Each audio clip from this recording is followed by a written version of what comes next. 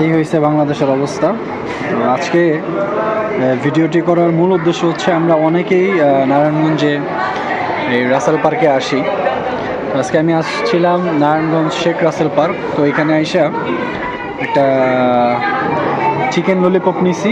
এখানে চিকেন ললিপপের মধ্যে যেটা হয়েছে মুরগির চামড়া দিয়ে রাখছে।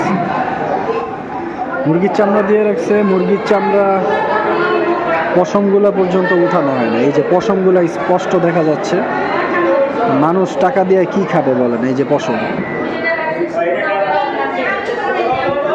এই হচ্ছে অবস্থা বাংলাদেশে।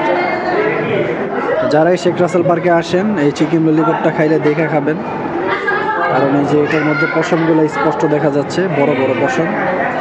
তো এটা আসলে খাওয়ার যোগ্য না। এই জন্য সতর্কতার সহিত আপনাদেরকে ভিডিওটা করে জানানো।